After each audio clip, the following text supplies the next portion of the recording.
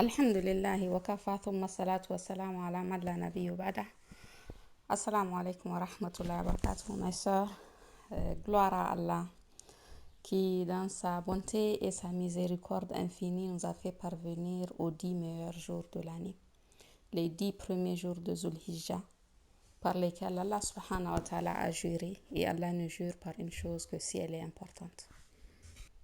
Parmi ces 10 meilleurs jours se trouve la meilleure journée de l'année pour le musulman, qui est la 9e journée de Zulhijjah. C'est le jour de la station de Arafat. C'est donc la journée la plus importante pour le musulman. Mais avant de parler des actes d'adoration à privilégier pendant cette journée, qui est la meilleure journée de l'année, nous allons voir la symbolique qu'il y a derrière la journée de Arafat. Quelle symbolique se trouve derrière la journée de Arafat, qui est la meilleure journée de l'année pour le musulman? En tout premier lieu, c'est le jour de Arafat que Allah subhanahu wa ta'ala a tiré des reins d'Adam toute sa descendance. Et Allah nous a fait témoigner qu'il était notre Seigneur, et nous avons tous témoigné. Nous avons tous témoigné qu'Allah il était notre Seigneur. Quand Allah il nous dit dans le Coran, بعد أعوذ بالله السميع العليم من الشيطان الرجيم من همزه ونفخه ونفثه وإذ أخذ ربك من بني آدم من ظهورهم ذريتهم وأشهدهم على أنفسهم ألست بربكم. Quand Allah subhanahu wa ta'ala il tira la descendance des reins des fils d'Adam et il fit témoigner sur eux-mêmes.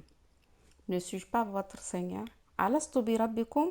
Et qu'est-ce que nous avons répondu? Tous. Qalu bala shahidna. Ils répondirent, mais si, nous en témoignons. Et pourquoi Allah nous a fait témoigner? An taqulu yawma al-qiyamati inna kunna an hadha ghafilin. Afin que vous ne disiez point au jour de la résurrection, vraiment, nous n'y avons pas fait attention. Donc, c'est ce jour-là de Arafat que Allah subhanahu wa ta'ala nous a fait témoigner qu'il était notre Seigneur. Et donc, nous n'avons aucune excuse devant Allah subhanahu wa ta'ala de ne pas l'adorer une fois que nous sommes sur terre, puisque c'est la raison pour laquelle il nous a créés et il nous a fait témoigner de cette raison avant même que nous ne venions sur terre. Cela nous révèle l'importance, la grandeur de cette journée de Arafat, puisque l'engagement qui a été pris durant cette journée est considérable, elle est immense. Donc la journée aussi, elle est immense. Une fois qu'Allah subhanahu wa ta'ala nous a fait témoigner, Allah nous a envoyé des messagers afin de nous rappeler, afin de nous dire comment l'adorer. Et il a envoyé le dernier des messagers, le prophète Muhammad sallallahu alayhi wa sallam, qui est le prophète de cette communauté, pour parachever sa religion. Et c'est le jour de Arafat, le jour du Hajj, du grand Hajj, le jour du dernier pèlerinage pour le prophète sallallahu alayhi wa sallam, que Allah subhanahu wa ta'ala a parachevé sa religion, quand il nous dit اليوم أكملت لكم دينكم وأتممت عليكم نعمتي ورضيت لكم الإسلام دينا. Donc après ce verset, après la descente de ce verset, aucune excuse ne nous est accordée sur la façon dont nous adorons Allah subhanahu wa ta'ala, puisqu'il nous l'a indiqué à travers le message du prophète sallallahu alayhi wa sallam. Donc aucune innovation ne sera acceptée à partir de ce moment-là. Et plus aucun messager ne viendra pour modifier le message du prophète sallallahu alayhi wa sallam. C'est ce jour-là que la religion d'Allah a été parachevée, et ce jusqu'à la fin des temps, il n'y aura plus aucune modification. Le jour de Arafat nous rappelle aussi le jour où nous nous tiendrons devant Allah subhanahu wa ta'ala pour rendre compte de ce que nous avons œuvré sur cette terre-là. Puisque ce jour-là sont rassemblés des millions de musulmans au même endroit, oubliant leur statut oubliant leurs richesses, le grand comme le petit, les femmes comme les hommes, les noirs comme les blancs. Toutes les nationalités sont représentées au même endroit. Et tous nous espérons seulement une chose, la miséricorde d'Allah subhanahu wa ta'ala, oubliant nos statuts et nos richesses et qui nous sommes. Espérons seulement à la miséricorde d'Allah subhanahu wa ta'ala pour qu'il nous affranchisse du feu de l'enfer. Ce jour-là de Arafat, nous marchons sur les traces de notre père Adam et de notre mère Hawa.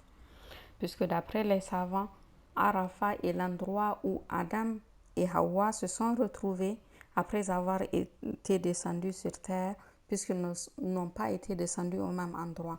Adam a été descendu vers l'Inde, tandis que Hawa a été descendue vers Jeddah. Et ils se sont retrouvés au niveau de Arafat. C'est pour ça d'ailleurs que ça s'appelle Arafat.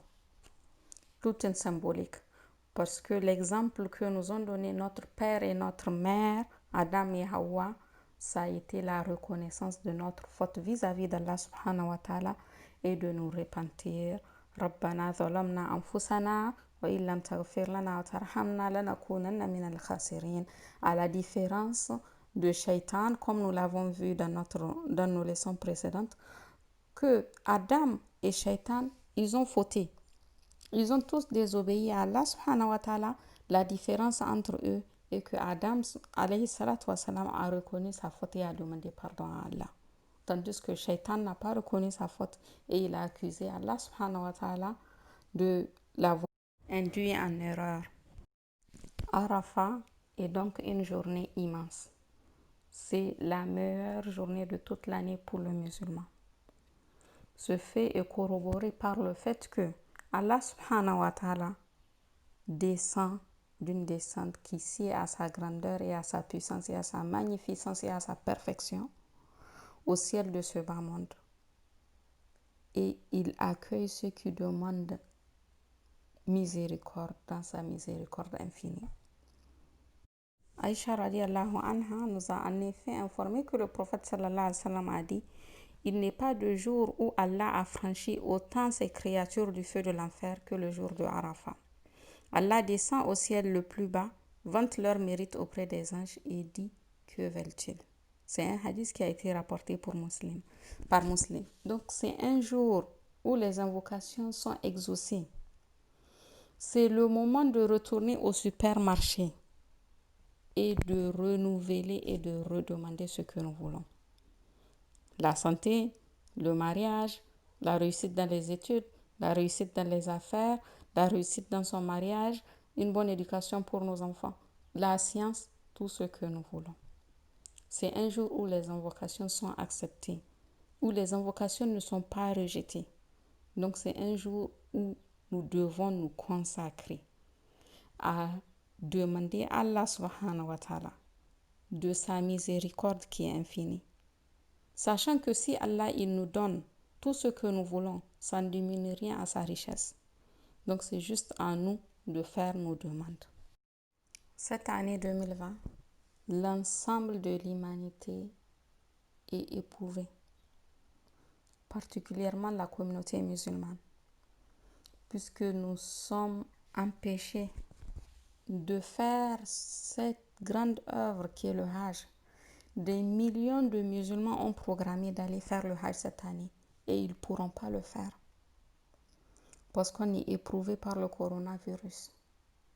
Donc c'est le moment de nous remettre en cause, de revenir vers Allah subhanahu wa ta'ala, de l'invoquer, de l'implorer pour qu'il enlève de nous cette épreuve.